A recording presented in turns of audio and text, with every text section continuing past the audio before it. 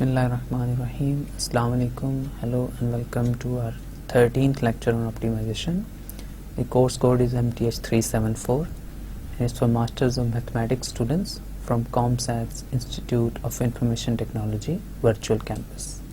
Okay, so it's our lecture 13 and as usual a brief recap of what we have done in the last lecture.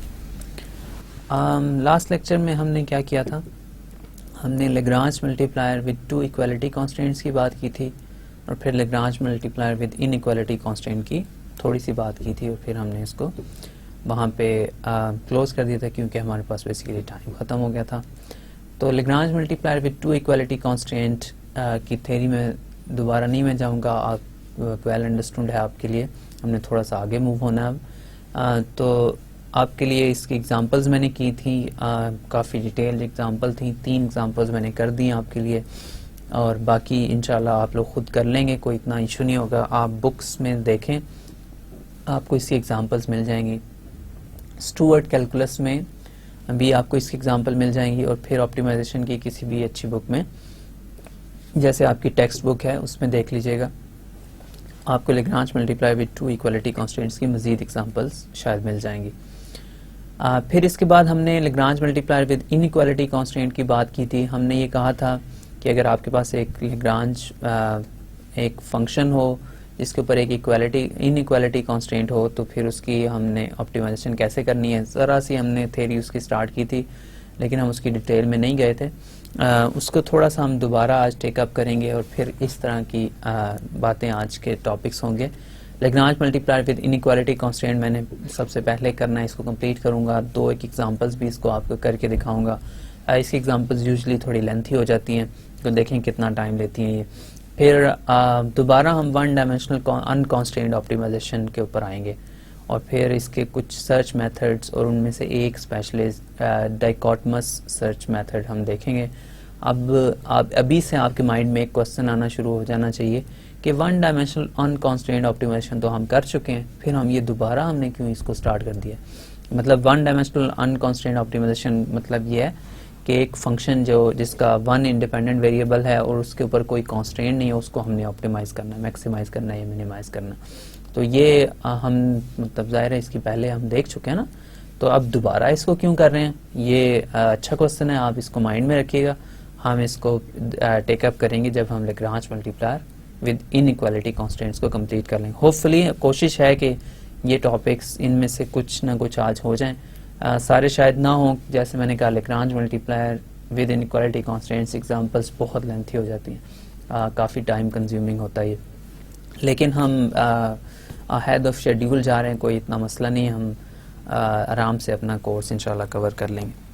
Okay, so inequality constant अगर हो हमारे पास Lagrange multiplier के ऊपर तो फिर क्या होगा, कंस्ट्रेंट एक्सट्रीमा प्रिंसिपल करना है. वन ऑब्जेक्टिव फंक्शन है और इनइक्वालिटी कॉन्स्टेंट्स हैं, एक हो सकती है, 2 हो सकती है, जैसे मैंने कहा था लास्ट टाइम भी, एक इक्वालिटी हो सकती है, एक इनइक्वालिटी हो सकती है, दोनों इनइक्वालिटी हो सकती हैं, लेस देन की हो सकती हैं, ग्रेटर देन की हो सकती हैं, कोई भी कॉन्स्टेंट्स बेसिकली इसमें पॉसिबल है. लास्ट टाइम मैंने आपके लिए एक एग्जाम्पल की थी.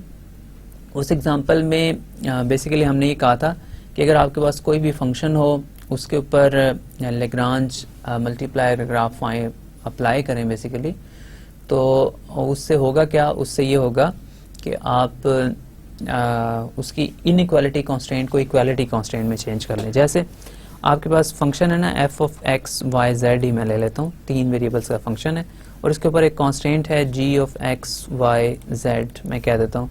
मैं कहता हूँ ये लेस देन इक्वल टू 0 की कांस्टेंट कर लेते हैं, लेस देन इक्वल टू 0 की कांस्टेंट. ठीक है, अब मैं क्या करता हूँ, मैं ये कहता हूँ कि आप इस g of x y z में कोई let's say variable t add करें तो ये अब लेस देन इक्वल टू की बजाय इक्वालिटी की कांस्टेंट हो जाएगी. अब t greater than equal to 0 होगा, अगर तो t 0 है तो ये पहले ही इक्वालिटी कांस्टेंट थी, अगर t ग्रेटर देन 0 है तो अब ये इनइक्वालिटी कांस्टेंट इक्वालिटी कांस्टेंट में चेंज हो जाएगी.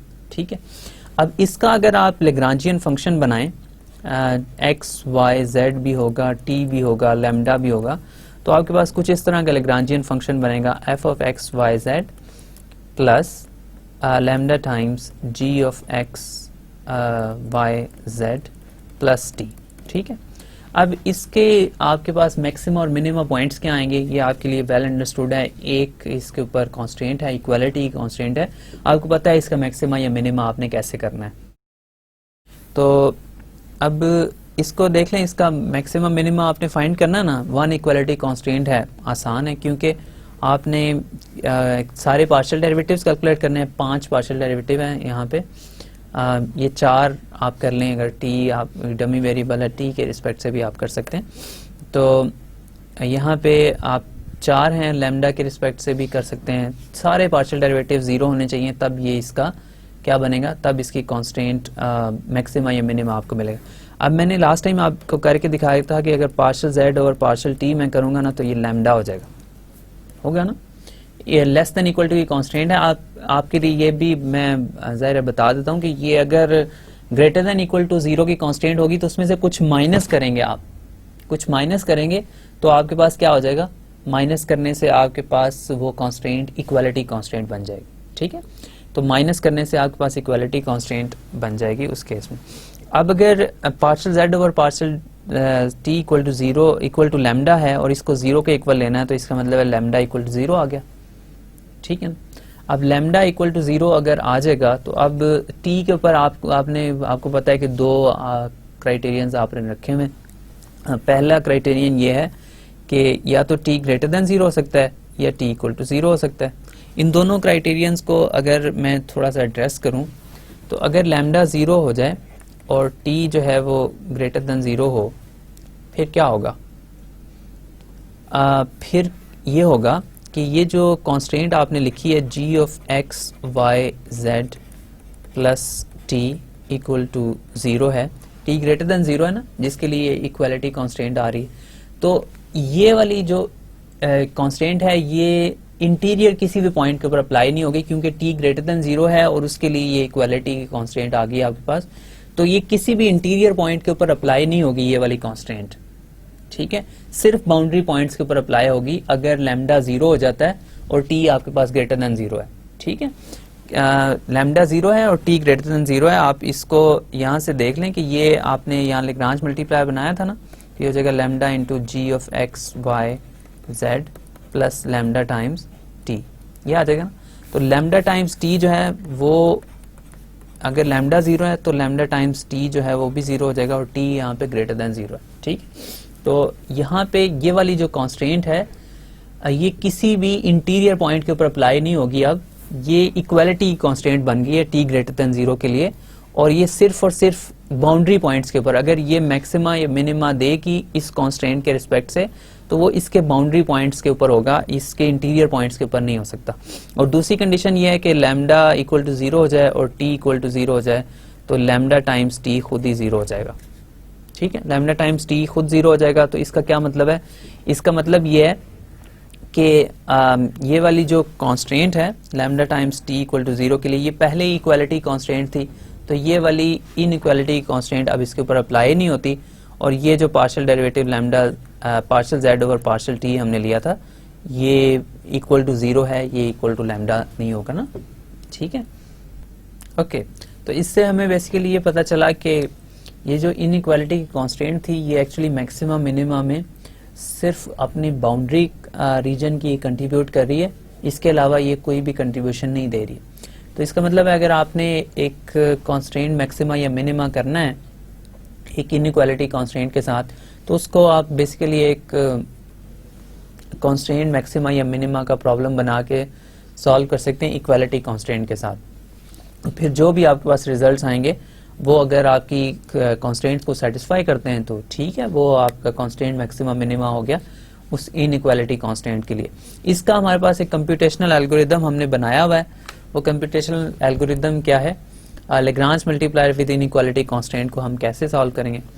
सबसे पहली बात यह है कि आप इनइक्वालिटी कांस्टेंट्स को इग्नोर कर दें, ठीक है, बिल्कुल इग्नोर कर दें इनइक्वालिटी कांस्टेंट्स को, और आपका जो ऑब्जेक्टिव फंक्शन है उसको मैक्सिमाइज करें या उसको ऑप्टिमाइज करें, जो भी मैक्सिमा या मिनिमा फाइंड करना है लैग्रांज मल्टीप्लायर टेक्निक से, ठीक है। अगर उसके ऊपर कोई इक्वालिटी कांस्टेंट है उसको कंसिडर करें, अगर नहीं है तो फिर इन जैसे फंक्शन को मैक्सिमाइज या मिनिमाइज करते हैं वो कर लें आप बगैर किसी कॉन्स्टेंट के, अनकॉन्स्टेंट ऑप्टिमाइजेशन उसकी कर दें। ठीक है, तो आप क्या करेंगे, इग्नोर करेंगे इनइक्वालिटी कॉन्स्टेंट्स को और जस्ट अपने ऑब्जेक्टिव फंक्शन को मैक्सिमाइज या मिनिमाइज करेंगे। अगर इक्वालिटी कॉन्स्टेंट है तो उसको आप साथ रखेंगे। ठीक है, अगर अब आपने जो मैक्सिमा या मिनिमा आपके पास आया है डायरेक्ट फंक्शन को मैक्सिमाइज करने से या मिनिमाइज करने से, वो आपकी इनइक्वालिटी कॉन्स्टेंट्स को भी सेटिस्फाई करता है। लकीली आपकी इनइक्वालिटी कॉन्स्टेंट्स को भी सेटिस्फाई करता है, तो आपका प्रॉब्लम सॉल्व हो गया। ठीक है, आपने मैक्सिमा या मिनिमा फाइंड कर लिया उस पूरे कॉन्स्टेंट रीजन में। ठीक है, अगर वो नहीं करता, किसी एक इनइक्वालिटी कॉन्स्टेंट को सेटिस्फाई नहीं करता या दोनों इनइक्वालिटी कॉन्स्टेंट्स को सेटिस्फाई नहीं करता, तो फिर आप क्या करेंगे, फिर ये होगा कि वो मैक्सिमा या मिनिमा जो है वो रीजन की बाउंड्री के ऊपर आएगा। ठीक है, फिर आप क्या करें, फिर आप एक इनइक्वालिटी कॉन्स्टेंट को इक्वालिटी कॉन्स्टेंट करें। बाउंड्री है ना, बाउंड्री तो फिर इक्वालिटी होती है ना, लेस देन वाली जो है वो इंटीरियर पॉइंट्स होते हैं। तो आप क्या करें कि आप एक इनइक्वालिटी कॉन्स्टेंट्स को इक्वालिटी बना लें और फिर अपने फंक्शन को मैक्सिमाइज करें या मिनिमाइज करें, जो भी आपका ऑब्जेक्टिव है। ठीक है, अब आपने ये कर लिया। अब जो सोल्यूशन आपको मिला है उस इक्वालिटी कॉन्स्टेंट के साथ, वो अगर आपकी बाकी इनइक्वालिटी कॉन्स्टेंट्स को सेटिस्फाई करता है तो ठीक है। ठीक है, अगर आपके पास ऐसा नहीं है तो फिर आप उस इनइक्वालिटी कॉन्स्टेंट्स को छोड़ दें, दूसरी इनइक्वालिटी जो कांस्टेंट है उसको इक्वालिटी कांस्टेंट बनाएं और फंक्शन को मैक्सिमाइज या मिनिमाइज करें। अगर फिर भी आपको मैक्सिमाइज या मिनिमा नहीं मिलता, फिर दोनों इनइक्वालिटी कांस्टेंट्स को आप इक्वालिटी कांस्टेंट्स बनाएं और दोनों के साथ फंक्शन को मैक्सिमाइज करें, तो आपके पास जो रिजल्ट आएगा वो आपकी इनइक्वालिटी कांस्टेंट्स को होपफुली सेटिस्फाई करेगा। ठीक, तो ये बेसिकली प्रोसीजर है जो चलता रहता है। इसको हम कहते हैं कि एक फंक्शन है, उसमें आप कोई भी इनइक्वालिटी कांस्टेंट एक्टिव नहीं है, फिर एक इनइक्वालिटी कांस्टेंट आप एक्टिव करते हैं, फिर दूसरी इनइक्वालिटी कांस्टेंट एक्टिव करते हैं, फिर दोनों को एक साथ आप एक्टिव करते हैं और फिर आपके पास जो रीजन आते हैं उसके ऊपर आप मैक्सिमा या मिनिमा फाइंड करते हैं। फिर आपने बाउंड्री पॉइंट्स भी, सारी बाउंड्री इसकी कंसिडर करनी होती है। तो एक बाउंड्री तो वो मिल जाएगी जो आप इसका इंटरसेक्शन से आएगी ना, इन दोनों इनइक्वालिटी कांस्टेंट्स को जब आप इक्वालिटी बनाएंगे। हो सकता है ऐसे भी हों जो इन दोनों के इंटरसेक्शन पे नहीं आ रहे, तो उसको भी आप फिर देखेंगे। ठीक है, तो ये बेसिकली एक प्रोसीजर है जिससे आपने करना है। आई नो कि इतना एफिशिएंट प्रोसीजर नहीं है, बहुत कॉम्प्लिकेटेड है, बहुत ज़्यादा लेंथी हो जाएगा अक्सर ये। तो हम लेग्रांज मल्टीप्लाई को इनइक्वालिटी कांस्टेंट्स के लिए इतना यूज़ नहीं करते हैं हम, क्योंकि ये बहुत टाइम कंज्यूमिंग हो जाता है। लेकिन जाहिर है एक मेथड है, एग्जिस्ट करता है, तो हमें उसको देख लेना चाहिए। जो भी इसके अंदर थ्योरी है, हम इसको एग्जांपल्स के ऊपर अप्लाई करते हैं और फिर इसको हम इंशाल्लाह यहाँ यहीं छोड़ देंगे और हम आगे चलेंगे। आगे जाके हमारे पास कुछ बहुत अच्छे और बहुत सिंप्लीफाइड मेथड आएंगे जिसमें हमारे इनइक्वालिटी कांस्टेंट जब होंगी तो उसके लिए हम बहुत आसानी से उसके मैक्सिमा या मिनिमा फाइंड कर लिया करेंगे। ठीक है, तो ये एक बहुत बेसिक मेथड है, बहुत जैसे मैंने कहा बहुत लेंथी हो जाता है अक्सर, लेकिन जाहिर है अगर हमारे पास एग्जिस्ट करता है तो उसका हमें पता होना चाहिए। मे बी कोई ऐसा प्रॉब्लम भी आ जाए जिसमें लेग्रांज मल्टीप्लायर ही हमें हेल्प करे, तो वहाँ पे हम फिर ये अप्लाई कर सकते हैं। ठीक है, अब मेरे पास एक प्रॉब्लम है, एग्जांपल है। एग्जांपल ये है कि मैंने मिनिमाइज करना है इस फंक्शन को f of x y is equal to 2x square plus 2xy प्लस Y square minus 20x minus 14y, और इसके ऊपर दो इनइक्वालिटी कॉन्स्टेंट्स हैं, x plus 3y is less than equal to 5 और 2x minus y is less than equal to 4। ये दो equality constants हैं। ठीक है, अब इन दो इक्वालिटी कॉन्स्टेंट्स को मैंने देखना है। इनमें से एक लाइन जो है 2x minus Y equal to 4, वो मैंने ये लिखी हुई है, और x plus 3y is equal to 5 ये वाली लाइन है, ये लाइन है और ये लाइन दोनों। और ये जो इन दोनों रीजन के दरमियान में इनक्लोज्ड है एरिया, x और y दोनों ग्रेटर देन इक्वल टू 0 हैं, तो ये वाला जो सारा एरिया जिसके अंदर ये मैंने ब्लू एक सिंबल भी यहाँ पे रखा हुआ है, ये वाला एरिया जो इसकी इंटीरियर के अंदर लाई करता है और ये बाउंड्री जो है ये इंक्लूडेड है इस रीजन के अंदर। हम इस फंक्शन को मिनिमाइज करना चाह रहे हैं। ठीक है, अब प्रोसीजर क्या है, आपने इस फंक्शन को लेना है f of x y is equal to 2x square plus 2xy प्लस Y square minus 20x minus 14y। इसको बगैर कोई इक्वालिटी कांस्टेंट तो है नहीं, तो बगैर किसी कांस्टेंट के पहले इसको मैक्सिमाइज करना है या मिनिमाइज करना है इस केस में। तो उसके लिए क्या करना है, इसके पार्शियल डेरिवेटिव्स कैलकुलेट करने हैं। तो पार्शियल डेरिवेटिव इसका आ जाएगा 2x प्लस 2y माइनस 20, और partial derivative with respect to y क्या आ जाएगा, वो आ जाएगा मेरे पास 2x आ जाएगा ना, यहाँ से 2x आ जाएगा प्लस यहाँ से 2y आ जाएगा माइनस 14। ठीक है, ये आपके पास आ गया, इसके पार्शियल डेरिवेटिव्स आ गए। ओके सॉरी, ये यहाँ पे आ रहा है, ये 4x है, 4x प्लस 2y, ठीक है, और यहाँ से आ जाएगा माइनस 20, और ये आ जाएगा f with respect to y क्या आ जाएगा 2x प्लस 2y माइनस 40। ठीक है, ये आपके पास आ गया, फंक्शंस आ गए। अब आप क्या करेंगे, इन दोनों को जीरो होना चाहिए ना, क्रिटिकल पॉइंट्स आपने फाइंड करने। क्रिटिकल पॉइंट्स आप फाइंड करेंगे तो ये इन दोनों को बेसिकली आप सब्ट्रैक्ट कर लें, तो ये दोनों कैंसिल हो जाएंगे, 2x आ जाएगा और माइनस 20 सॉरी प्लस ये आ जाएगा माइनस 20 प्लस 14 माइनस 6 हो जाएगा इक्वल टू 0, तो x आ जाएगा 3। ठीक है, x 3 आ गया। फिर इसके बाद अगर y की वैल्यू आपने फाइंड करनी है तो किसी एक इक्वेशन में पुट कर दें इसको, तो ये हो जाएगा 4x प्लस 2y माइनस 20 में लट से पुट कर दें, 4x plus 2y minus 20 equal to 0, और x आपके पास आया था 3। ठीक है, x इक्वल टू 3 है, तो ये आ जाएगा 12 plus 2y minus 20 equal to 0, ये आ जाएगा 2y इक्वल टू 8 आ जाएगा आई थिंक, और इसका मतलब है y इज इक्वल टू 4 आ गया। तो ये आपके पास क्रिटिकल पॉइंट आ गया। इसके ऊपर आपके फंक्शन का मिनिमा एग्जिस्ट करेगा, ये आप चेक कर लें, अगर आप इसके सेकंड पार्शियल टेस्ट लगाना चाहते हैं लगा लें, चेक कर लें, लेकिन इसके ऊपर फंक्शन का मिनिमा एग्जिस्ट करेगा। ये आपके पास क्रिटिकल पॉइंट है, एक ही क्रिटिकल पॉइंट आया है। ठीक है, अब ये क्रिटिकल पॉइंट आपने देखना है ये आपकी इनइक्वालिटी कॉन्स्टेंट्स को सेटिस्फाई करता है। अगर तो ये इनइक्वालिटी कॉन्स्टेंट्स को सेटिस्फाई करता है, इस रीजन में आ रहा है, तो ये इसका मिनिमा है। ठीक है, और आपका प्रॉब्लम सॉल्व हो गया। अगर नहीं करता तो फिर आपको जाहिर है फिर कॉन्स्टेंट ऑप्टिमाइजेशन करनी पड़ेगी। तो इसका जो कॉन्स्टेंट्स हैं वो है 3x plus 3y is less than equal to 5, x plus 3y is less than equal to 5, और दूसरी कॉन्स्टेंट है आपके पास 2x minus y is less than equal to 4, 2x minus y is less than equal to 4। अब इसमें put करके देखें, ये आ जाएगा 3 plus 12 is less than equal to 5, definitely ये ट्रू नहीं है। और इसी तरह यहाँ पे देखें 6 minus 4 is less than equal to 4, तो ये 2 is less than equal to 4, ये वाली ट्रू है, लेकिन ये वाली इनइक्वालिटी कांस्टेंट सेटिस्फाई नहीं हो रही है। तो अब ये जिस इनइक्वालिटी कांस्टेंट को सेटिस्फाई नहीं कर रहा, अब ये तो फिर मैक्सिमा या मिनिमा इस रीजन में नहीं आ रहा ना, हमने तो इसी रीजन में इसका मिनिमा फाइंड करना है। तो अब इस रीजन में इसका मिनिमा फाइंड करने के लिए हमें ये चाहिए कि हम क्या करें, हम इसमें से एक इनइक्वालिटी कांस्टेंट को एक्टिव कर दें। यही प्रोसीजर था ना, इसमें से एक इनइक्वालिटी कांस्टेंट को हम एक्टिव कर देंगे। तो आपके पास फंक्शन है f of x Y is equal to, क्या फंक्शन था, f of x Y is equal to 2x square plus 2xy, और इसके साथ है plus Y square minus 20x, Y square minus 20x, और फिर था माइनस 14y।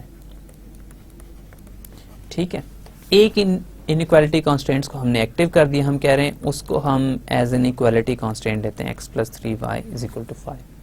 ठीक है, यही हमने कहा था ना कि अगर इसका अनकॉन्स्टेंट ऑप्टिमा इस केस में जैसे हम कह रहे हैं, अगर वो एग्जिस्ट करता है और वो इनइक्वालिटी कॉन्स्टेंट्स को सेटिस्फाई करता है, तब तो वो इंटीरियर पॉइंट्स के ऊपर हो सकता है। अगर नहीं करता तो फिर वो इंटीरियर पॉइंट्स के ऊपर नहीं हो सकता, फिर वो बाउंड्री के ऊपर ही इसका मैक्सिमा या मिनिमा एग्जिस्ट करेगा। तो हमने एक बाउंड्री कंसिडर कर ली है और देखते हैं इसके ऊपर शायद मैक्सिमा या मिनिमा मिल जाए।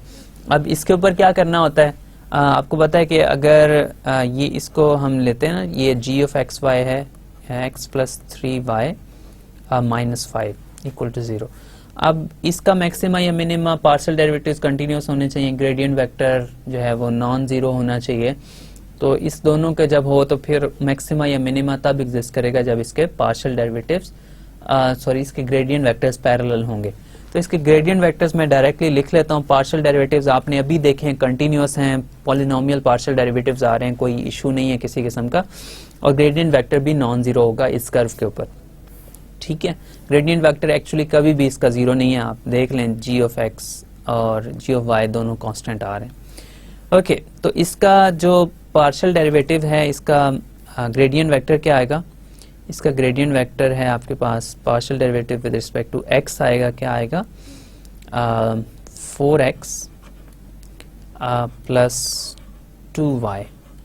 ठीक है, विद रिस्पेक्ट टू एक्स है तो -20 भी इसके साथ आएगा i, प्लस इसके साथ आएगा यहाँ पे आएगा विद रिस्पेक्ट टू y किया तो ये हो जाएगा 2x plus 2y minus 14j should be equal to lambda times क्या आएगा? i plus 3j। ठीक, इसको कंपेयर कर लें तो इसका मतलब है 4x plus 2y minus 20 should be equal to lambda, और 2x plus 2y minus 14 should be equal to 3 lambda. ठीक है, ये आएगा ना? ओके, अब मैं ये इक्वेशंस लिख देता हूँ। लेट्स से मेरे पास इक्वेशंस क्या आ रही हैं? इक्वेशंस है मेरे पास 4x plus 2y minus 20 is equal to lambda, और फिर उसके बाद मेरे पास है सेकेंड इक्वेशन क्या आ रही है? 2x plus 2y minus 14। ठीक है, 2x प्लस 2y माइनस 14, और फिर साथ में क्या आ रहा है? ओवर 3 इक्वल टू लैम्डा कर देते हैं। ठीक है, over 3 is equal to lambda. अब दोनों को कंपेयर कर लेंगे हम, तो आपके पास आ जाएगा 4x plus 2y minus 20 is equal to 2x plus 2y minus 14 over 3। ठीक है, अब इसको मल्टीप्लाई करें, ये हो जाएगा 12x plus 6y minus 60 equal to 2x plus 2y minus 14। इससे आपके पास मिलेगा आपको 10x प्लस 4y, और माइनस 60 प्लस 40 क्या हो जाएगा? प्लस 40 माइनस 46 आ जाएगा इक्वल टू 0। ठीक है, ये आपके पास आ गया। अब ये एक इक्वेशन है, और जो इक्वालिटी कांस्टेंट आपने एक्टिव की है वो कौन सी थी उसको भी देख लें। एक्टिव जो कांस्टेंट है आपकी वो है x plus 3y equal to 5। ठीक है, x प्लस 3y से -5 कर लें इक्वल टू 0। ठीक है, इसको आप मल्टीप्लाई करें, 10 से मल्टीप्लाई कर लें तो ये हो जाएगा 10x plus 30y minus 50 equal to 0। यहाँ पे आ जाएगा 10x plus 30y minus 50 equal to 0। ये कैंसिल हो जाएगा, माइनस ये माइनस है, ये प्लस हो जाएगा, यहाँ से आपके पास आएगा माइनस 26y, और यहाँ से आ जाएगा प्लस 4 इक्वल टू 0। तो y बेसिकली आपके पास आ जाएगा 4 ओवर माइनस 26, तो ये आ जाएगा -2/13। ओके, सॉरी ये -4 है ना क्लियरली, तो ये पॉजिटिव हो जाएगा। ठीक है, तो ये 2/13 आ जाएगा, y आपके पास 2/13 आ गया। ओके, अब इसको किसी इक्वेशन में पुट कर लें तो ये आ जाएगा x plus 3 into 2/13 equal to 5 कर लें तो ये हो जाएगा basically x is equal to 5 minus 6/13। ये हो जाएगा 65 माइनस 6 ओवर 13, और यहाँ से आ जाएगा आपके पास बेसिकली 59 ओवर 13। तो x आ गया 59 ओवर 13। ठीक है, अब ये आपने एक इक्वालिटी कांस्टेंट को, इनइक्वालिटी कांस्टेंट को एक्टिव किया हुआ है। अब आप देख लें ये उस दूसरी इनइक्वालिटी कांस्टेंट को सेटिस्फाई करता है या नहीं। तो दूसरी इनइक्वालिटी कांस्टेंट आपके पास क्या है? 2x minus Y is less than equal to 4। तो आपके पास इनइक्वालिटी कांस्टेंट है 2x minus Y is less than equal to 4, और आपके पास x की वैल्यू क्या है? x अभी आपने फाइंड किया है 59/13। ठीक है, और y की वैल्यू क्या है, y आपने अभी फाइंड किया है, y की वैल्यू है 2/13। ठीक है, अब आप इसको यहाँ पुट करके देखें, 2 इंटू 59/13 माइनस 2/13, ये क्या आ जाएगा, ये आपके पास आ जाएगा basically 118/13 minus 2/13 is less than equal to 4। तो ये एलसीएम अगर आप लेंगे तो ये बेसिकली हो जाएगा 116/13 is less than equal to 4। अब ये आप क्लियरली देख सकते हैं कि ये कभी भी लेस देन इक्वल टू 4 नहीं होगा, ये 4 से बड़ी वैल्यू है, जो भी ये वैल्यू है आपको कैलकुलेट करने की भी जरूरत नहीं है। तो यहाँ पे अगर न्यूमरेटर में 52 से बड़ा कोई भी नंबर आएगा तो फिर ये जो कोशेंट है ये कभी भी 4 से कम नहीं हो सकता। ठीक है, तो ये दूसरी इनइक्वालिटी कांस्टेंट को अब सेटिस्फाई नहीं कर रहा। अब हमारे पास और इशू आ गया। अब हमने क्या करना है, अब उस इनइक्वालिटी कांस्टेंट जिसको हमने इक्वालिटी बनाया था उसको हमने छोड़ देना है। अब ये जो सेकंड इनइक्वालिटी कांस्टेंट जो हमारे लिए प्रॉब्लम कर रही, इसको आप इक्वालिटी कांस्टेंट बनाएंगे। तो आई नो कि काफ़ी लेंथी प्रोसीजर है, लेकिन Lagrange multiplier with 2 equality constant अगर हमने करना है तो ये इसी तरह करना पड़ेगा हमें, हमारे पास और कोई वे नहीं है इसको करने का। ठीक है, तो x, y और z जो बेसिक वे है वो यही है, मतलब जो मैंने कहा कि कोई और वे नहीं है। तो कुछ लोग जो बुक्स में ज़्यादा इंटरेस्टेड होंगे वो देखेंगे कि कुछ बुक्स में इनको कोई और एक और वे भी मिलेगा, लेकिन वो भी in the end boils down to this. ठीक है, वो कोई डिफरेंट नहीं है, इतना सिमिलर है। उसमें आप स्क्वायर्स रखते हैं टर्म में, इसकी डिटेल में नहीं चाहता, लेकिन आप बेसिकली मैं क्लैरिफाई करना चाह रहा हूँ रिमार्क कि जब मैं कह रहा हूँ कि कोई और वे नहीं है तो बेसिकली कोई इससे सिंपलर वे नहीं है इसको करने का। ठीक है, अब दोबारा से मैंने जाना है फंक्शन, मैंने दोबारा से लिखता हूँ क्या फंक्शन था मेरे पास। फंक्शन है 2x² plus 2xy plus y square, 2x² plus 2xy plus y square, और फिर -20x माइनस 14y। ठीक है, अब जो इक्वालिटी कांस्टेंट मैंने एक्टिव करनी है, इनइक्वालिटी कांस्टेंट, वो है g of x Y, sorry इसमें z नहीं है, g of x Y is equal to 4, या basically g of x Y is equal to 2x minus y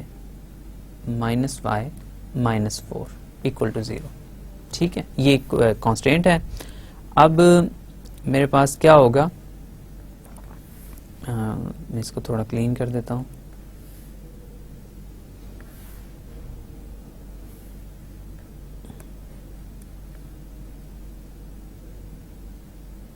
okay, तो ये मेरे पास आएगा जो भी फंक्शन है। अब इसको मैंने मैक्सिमाइज करना है या मिनिमाइज, जो भी मैं इस एग्जांपल में कर रहा हूँ। तो अब इसके लिए क्या करना पड़ेगा, इसके लिए फिर मैंने वही प्रोसीजर जो अभी मैंने अप्लाई किया वो सब करूँगा।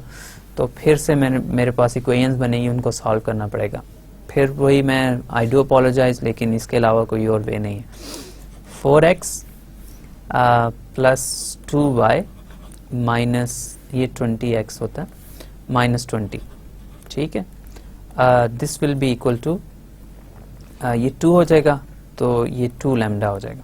ठीक है, और फिर दूसरी जो इक्वेशन है वो है 2x plus 2y minus 14 equal to, ये -1 हो जाएगा तो ये माइनस लैम्डा आएगा यहाँ। ठीक है, तो यहाँ से आ जाएगा basically 4x plus 2y minus 20 over 2 equals to lambda, और यहाँ से आएगा lambda is equal to minus 2x minus 2y plus 14। अब आप इन दोनों को कंपेयर करें, एक साइड सेम है दूसरी साइड भी सेम होगी, इसको करेंगे आप, और फिर आप इसको इसके साथ ये वाली इक्वेशन भी इंक्लूड करें, 2x minus y minus 4 equal to 0। तो इसको सॉल्व करने के बाद आपके पास जो x और y की वैल्यूज आएंगी वो मैं लिख देता हूँ। आप ये वाला पोर्शन आई एम श्योर आप कर लेंगे, इतना मुश्किल नहीं है, लेकिन टाइम कंज्यूमिंग है, तो मैं थोड़ा टाइम सेव करने के लिए इसको मैं लिख देता हूँ एज इट इज़। तो मेरे पास x और y की जो यहाँ से वैल्यूज आएंगी, x मेरे पास आएगा, ओके सो ये आएगा 18/5। ठीक है, और y मेरे पास आएगा 16/5। अब ये इस इनइक्वालिटी कांस्टेंट को तो सेटिस्फाई कर रहा है। अब फर्स्ट वाली इनइक्वालिटी कांस्टेंट हमने चेक करनी है उसको सेटिस्फाई करता है या नहीं, और वो इनइक्वालिटी कांस्टेंट थी आपके पास x + 3y = 5 बेसिकली, ठीक है, लेस देन इक्वल टू 5 आप कर लें। So x + 3y is less than equal to 5, ठीक है। अब आप इसको करेंगे तो यहाँ से आ जाएगा 18/5 + 3 × 16/5, तो ये क्या आ जाएगा, ये 18/5 आएगा प्लस 48/5 आएगा, तो ये आप करेंगे तो ये आ जाएगा 58 एंड देन 66 आ जाएगा 5, ठीक है। अब ये जो वैल्यू है ना ये 11 से भी ज़्यादा है, इवन 12 से भी ज़्यादा, 13 से भी ज़्यादा है, तो this is definitely not less than equal to 5, ठीक है। तो अब ये दूसरी इनइक्वालिटी कांस्टेंट को सेटिस्फाई नहीं कर रहा। अब हम क्या करेंगे, अब हमारे पास मैक्सिमाइज तो फंक्शन नहीं हुआ और ना ही मिनिमाइज हुआ। अब हमें फाइनली फिर इसको दोनों इनइक्वालिटी कांस्टेंट्स को एक्टिव करना पड़ेगा, उससे जो सोल्यूशन आएगा उसके ऊपर फिर हमें एक बाउंड्री पॉइंट मिल जाएगा और बाकी बाउंड्री पॉइंट्स को भी कंसिडर करके हमने इसका मैक्सिमा और मिनिमा फाइंड करना है, ठीक है। तो फाइनली हम अब जो कंप्लीट सब कुछ करना पड़ेगा, तो ये आ जाएगा 2x² प्लस क्या आ जाएगा 2xy प्लस y² और फिर इसके साथ आ जाएगा -20x - 14y, ठीक है, -14y, ओके, ये मेरे पास आ जाएगा। अब इसके साथ कांस्टेंट्स क्या हैं, दोनों कांस्टेंट्स को एक्टिव करना पड़ेगा अनफॉर्चुनेटली। तो g of x y क्या आ जाएगा, x + 3y - 5 और h of x y क्या आ जाएगा, वो मेरे पास आ जाएगा 2x - y - 4। ओके, अब दो इक्वालिटी कांस्टेंट के साथ फंक्शन को मैक्सिमाइज करना है। आई एम श्योर ये आपको आता है। इसमें मैं अगेन इसमें डिटेल में नहीं जाऊंगा, आपको लिमिटेशंस मेरी पता है, मैं क्यों नहीं जा रहा, टाइम मैंने काफ़ी सारा स्पेंड कर दिया ऑलरेडी इस एग्जांपल के ऊपर, तो मैं ये आपके लिए मैं छोड़ता हूँ। एक्सरसाइज है, इसका मैक्सिमा और मिनिमा जो है वो 2, अभी आज लास्ट लेक्चर में हमने 2 एग्जांपल्स की थी मैक्सिमा, ये बहुत सिंपल एग्जांपल है, इतनी मुश्किल नहीं है। तो आपने इक्वेशंस बना के सॉल्व करना है कि आपके पास मैक्सिमा या मिनिमा इसका कहाँ पे आ रहा है, ठीक है। तो ये आप करेंगे तो आपके पास इसकी मैक्सिमम और मिनिमम वैल्यू आप फाइंड कर लें, ठीक है। तो मैं लिख देता हूँ कि यहाँ से आप जब इन दोनों को मिला के सॉल्व करेंगे ना, तो आपके पास x की वैल्यू क्या आएगी और y की वैल्यू क्या आएगी, मैं ये बता देता हूँ आपको, और आप इसको इवेल्युएट करके फाइंड करके वैल्यूज आप लिख लीजिएगा प्लीज। ओके, ये वैल्यू आ रही है, x की वैल्यू आ रही है 17/7 और y की वैल्यू आ रही है 6/7, ठीक है।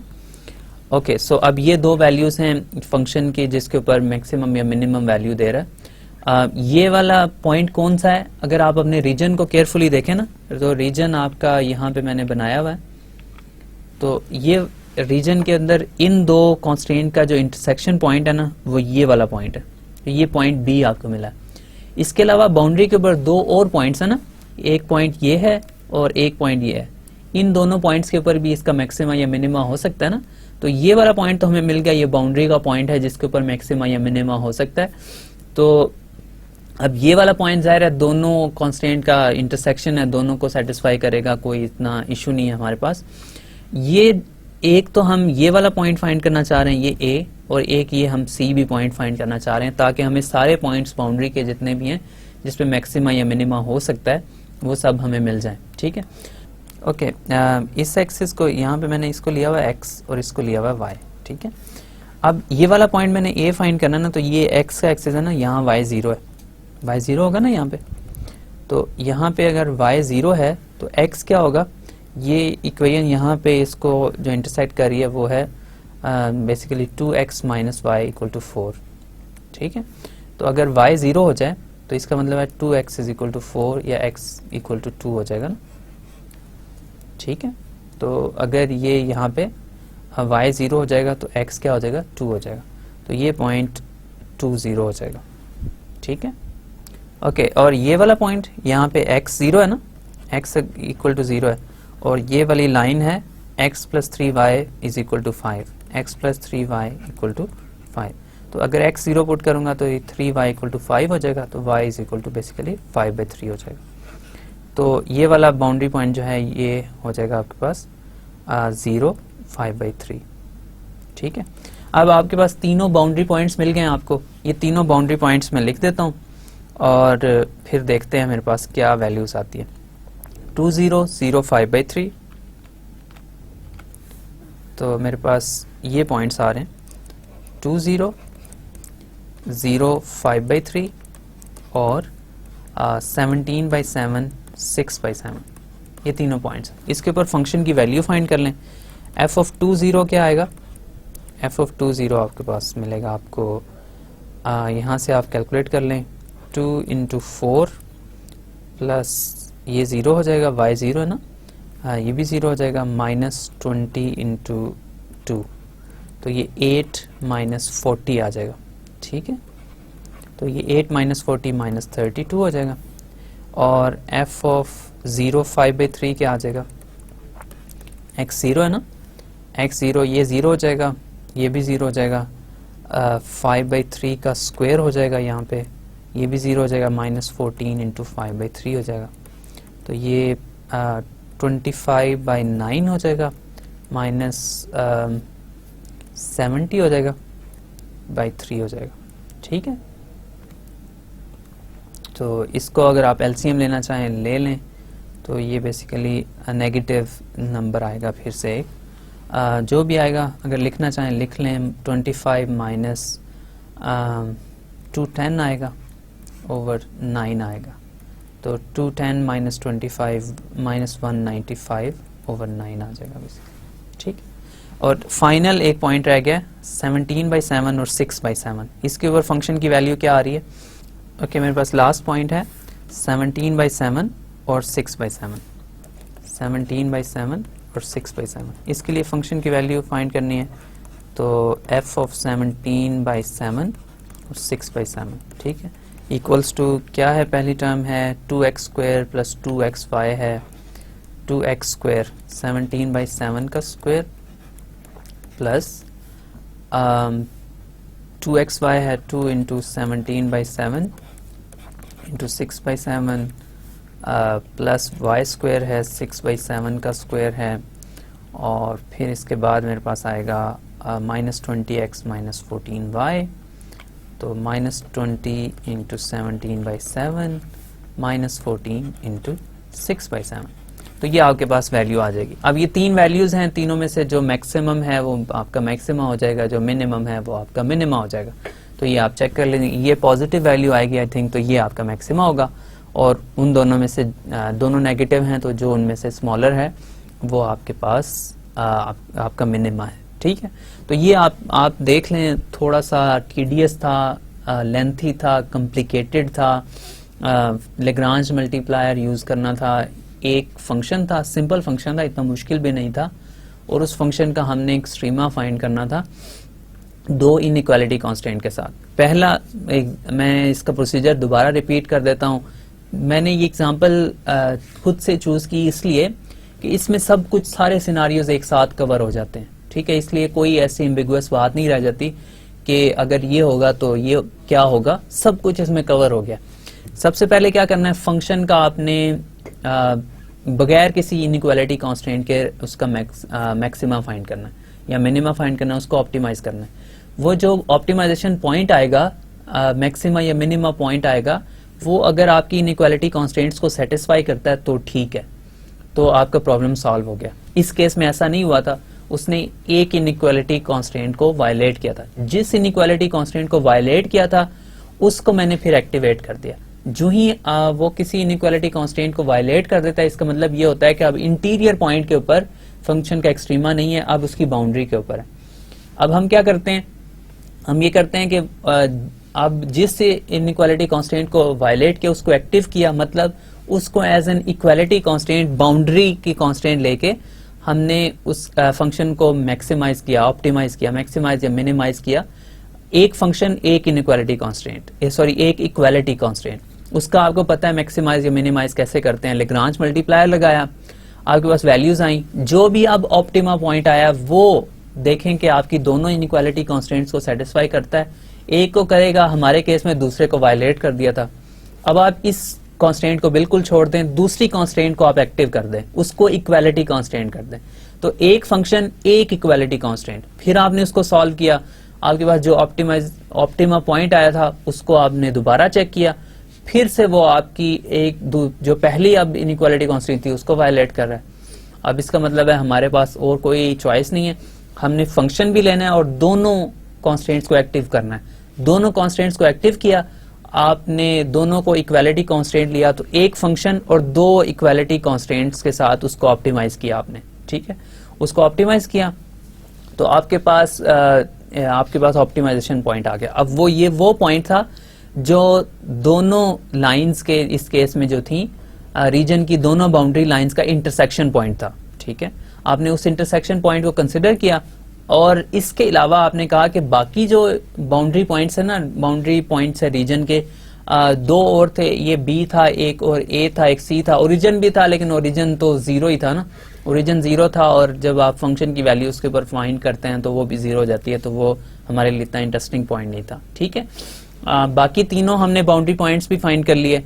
जाहिर है हमने ये चेक कर लिया कि किसी भी लाइन के ऊपर अब उसका ऑप्टिमाइज नहीं हो सकता फंक्शन का, क्योंकि हमने एक एक लाइन को बारी बारी लेके चेक किया, उस पे हमारे पास ऑप्टिमाइज नहीं आया था। तो सिर्फ यही ऑप्शन है कि इंटरसेक्शन पॉइंट्स जो हैं उनके ऊपर ऑप्टिमा आ सकता है, ठीक है। तो अब उसको हमने लेके चेक किया, तो फिर हमारे पास जो भी 3 पॉइंट्स आए थे, अगर ओरिजिन को भी इंक्लूड करें तो 4 पॉइंट्स हैं, उन चारों में से जो सबसे मैक्सिमम वैल्यू है वो आपका मैक्सिमा है और जो मिनिमम वैल्यू है वो आपका मिनिमा है, ठीक है। प्रोसीजर थोड़ा सा लेंथी है, इतना कॉम्प्लिकेटेड नहीं है। कॉम्प्लिकेटेड इन द सेंस ये नहीं है कि आपने इक्वेशंस ही सॉल्व करनी है और इतनी मुश्किल इक्वेशंस भी यूजुअली नहीं आती हैं, तो हमारे लिए मैनेजेबल है लेकिन काफी टाइम कंज्यूमिंग है और लेंथी है। तो अब इसको तो हमने कर लिया, लेकिन जब हम फाइनली अपना करने जाएंगे, ऑप्टिमाइजेशन करने जाएंगे, तो हम जाहिर है इस मेथड को इतना ज्यादा यूज नहीं करेंगे।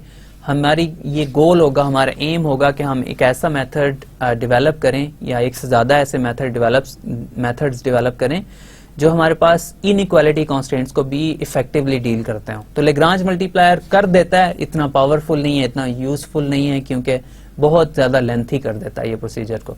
एक एग्जांपल छोटी सी और, अब आप कहेंगे इतना टाइम तो इसी एग्जांपल पे लग गया, तो एक एग्जांपल और करेंगे तो काफी सारा टाइम लग जाएगा, लेकिन एक छोटी सी एग्जांपल है, उसमें एक ही इनइक्वालिटी कांस्टेंट मैंने रखी हुई है, होपफुली बहुत जल्दी हो जाएगा तो आपके लिए इतना इशू नहीं होगा। तो उसको हम कर लेते हैं और देखते हैं हमारे पास क्या होता है। ये फंक्शन है सिंपल सा, इसका मैंने ग्राफ भी प्लॉट किया हुआ आपके लिए और इसके ऊपर एक कांस्टेंट है, इसको मैंने मैक्सिमाइज करना है। आपको पता है कि सबसे पहले क्या करना है, इस फंक्शन को मैंने बगैर कांस्टेंट के मैक्सिमाइज करना है, ठीक है। x² + y², क्या करूं, इसके क्रिटिकल पॉइंट्स फाइंड कर लेता हूं। f(x) = 2x हो जाएगा, fy जो है वो 2y हो जाएगा, ठीक है। तो ये दो मेरे पास फंक्शंस आ गए। अब इसका क्रिटिकल पॉइंट्स अगर मैं फाइंड करूंगा तो क्रिटिकल पॉइंट्स मेरे पास हो जाएंगे वो पॉइंट्स हैं जब f(x) 0 है और fy 0 है, ठीक है। तो या 2x भी 0 हो और 2y भी 0 हो, तो 2y, तो x भी 0 होना चाहिए और y भी 0 होना चाहिए। ये इसके क्रिटिकल पॉइंट है, एक क्रिटिकल पॉइंट हमें मिला। अब इस क्रिटिकल पॉइंट को अगर मैं यहाँ पे इसमें पुट करूंगा ना, तो ये देखें ये क्या हो रहा है, ये क्रिटिकल पॉइंट है, इसके ऊपर मैक्सिमा है या मिनिमा है ये आपने चेक कर लेना है। इसमें मैं अगर पुट करूंगा तो ये हो जाएगा 3 × 0 + 0 + 2 × 0, ठीक है। तो ये हो जाएगा 0 > 6। यह हमारी इनइक्वालिटी कांस्टेंट को सेटिस्फाई कर रहा है। बहुत लकी रहे हम कि हमने फंक्शन का पहले ही क्रिटिकल पॉइंट लिया और वही हमारी ये जो इनइक्वालिटी कांस्टेंट थी इसको सेटिस्फाई कर रहा है। अब हमने क्या करना है, अब ये देख लें कि ये वाकई मैक्सिमा पॉइंट है ना, तो इसको देखने के लिए आपने सिंपल सा इसमें काम करना है। इसका कौन सा दी सेकंड पार्शियल टेस्ट आपने लगाना ना, सेकंड पार्शियल टेस्ट लगाएंगे तो आपको डी इसका कैलकुलेट करना पड़ेगा, जाहिर है। एफ एक्स आपको पता है 2x आया और एफ वाई आपको पता है 2y आया, तो एफ एक्स एक्स आ जाएगा 2 और एफ वाई वाई आ जाएगा 2 और एफ ऑफ एक्स वाई क्या आ जाएगा 0 आ जाएगा। ठीक है, डिस्क्रिमिनेंट कैलकुलेट करेंगे तो वो हो जाएगा 2 इंटू 2 4 माइनस 0 4 हो जाएगा।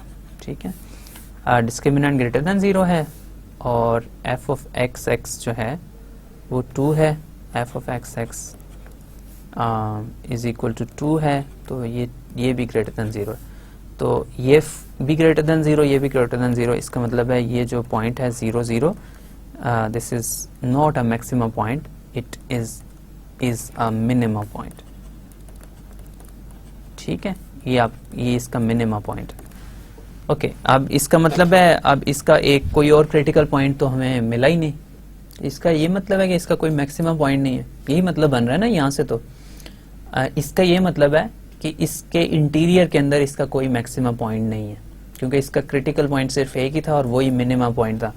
अब हम लकी तो रहे हैं कि हमारे पास ये कॉन्स्टेंट सेटिस्फाई कर रहा था ये क्रिटिकल पॉइंट, लेकिन ये क्रिटिकल पॉइंट मिनिमम पॉइंट है, मैक्सिमम पॉइंट हमें नहीं मिला। तो इसका क्या मतलब है, इसका मतलब है मैक्सिमम पॉइंट जो है वो इसकी बाउंड्री के ऊपर हो सकता है, इसके इंटीरियर के अंदर इसका कोई मैक्सिमम पॉइंट नहीं हो सकता। इसका मतलब है अभी हमारा काम कंप्लीट नहीं हुआ, अभी हमने क्या करना है, इस फंक्शन की कांस्टेंट ऑप्टिमाइजेशन हमें करनी पड़ेगी। ठीक है ना, हमें मैक्सिमाइज करना था फंक्शन का, हम तो मिनिमाइज कर रहे हैं, मिनिमम पॉइंट मिल गया, मैक्सिमा नहीं मिला। तो इसका मतलब है ये फंक्शन ऐसा है जिसका इस फंक्शन के इंटीरियर के अंदर इसका कोई मैक्सिमा पॉइंट नहीं है, सिर्फ मिनिमा पॉइंट है, लेकिन इसका इस कांस्टेंट के ऊपर हो सकता है कोई मैक्सिमा पॉइंट आपको मिल जाए। उसके लिए क्या करना है, उसके लिए हम इसको देखते हैं, इस फंक्शन को कंसिडर करते हैं। ये फंक्शन है मेरे पास f of x Y is equal to x square plus Y square, और अगर मेरे पास कांस्टेंट ले लूँ जी ऑफ एक्स वाई तो ये हो जाएगी, कांस्टेंट है मेरे पास 3x square plus Y square, 3x square plus Y square plus 2xy minus 6, ठीक है, इक्वल टू 0। अब वही यूजुअल मेथड, एक इक्वालिटी कांस्टेंट और एक आपके पास फंक्शन है, इस फंक्शन को आप फाइंड कर लें, इसके पार्शियल डेरिवेटिव्स अभी किए हमने, एफ ऑफ वाई 2y हो जाएगा, यहाँ से जी एक्स क्या हो जाएगा 6x हो जाएगा प्लस 2y हो जाएगा, ठीक है, जी वाई क्या हो जाएगा 2y हो जाएगा प्लस 2x हो जाएगा। अब इसके पार्शियल डेरिवेटिव्स कंटिन्यूस हैं, x और y दोनों 0 होंगे तो तब आपके पास ये ग्रेडियंट वेक्टर 0 होगा, लेकिन जब x और y दोनों 0 होंगे तो ये वाला पॉइंट कर्व के ऊपर लाई नहीं कर रहा।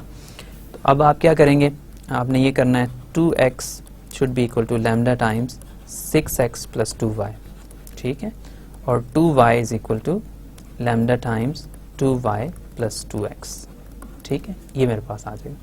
यहाँ से अब मुझे मिलेगा lambda is equal to 2x over 6x plus 2y और lambda is equal to 2y over 2y plus 2x, ठीक है।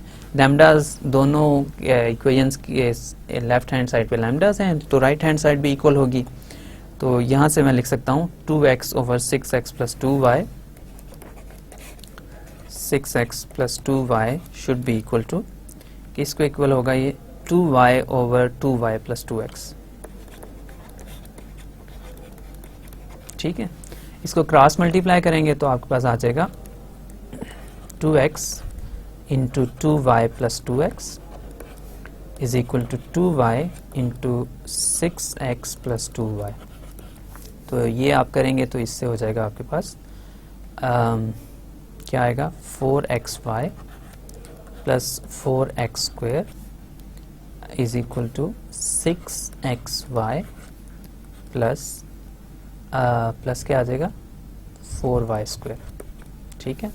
तो ये बेसिकली आपके पास आ रहा है 4x square minus 4y square minus 2xy equal to 0, ठीक है, ये आपके पास आ जाएगा।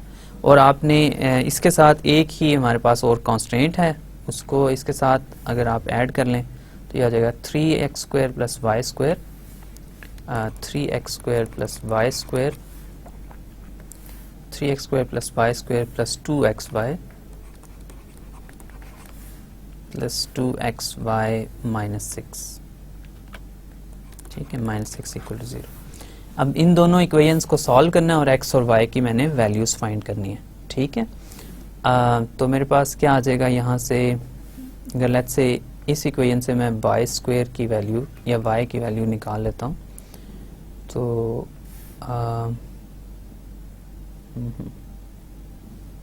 अगर वाई स्क्वायर की वैल्यू यहाँ से मैं फाइंड कर लूँ तो वो हो जाएगी -3x² plus 2xy plus 6 equal to 0, ठीक है।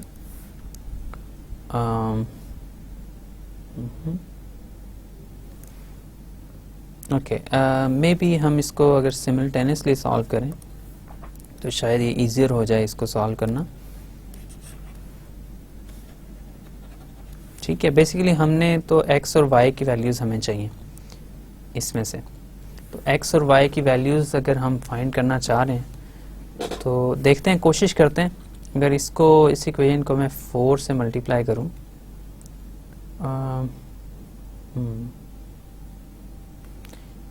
मे बी एक और मेरे जहन में आइडिया आ रहा है कि 4x² minus 4y² is equal to 2xy, यहाँ से आ रहा है, ठीक है ना, यहाँ से 2xy इसके इक्वल आ रहा है। अगर मैं यहाँ पुट कर दूं तो ये हो जाएगा 3x² plus y² plus 4x² minus 4y² minus 6 equal to 0।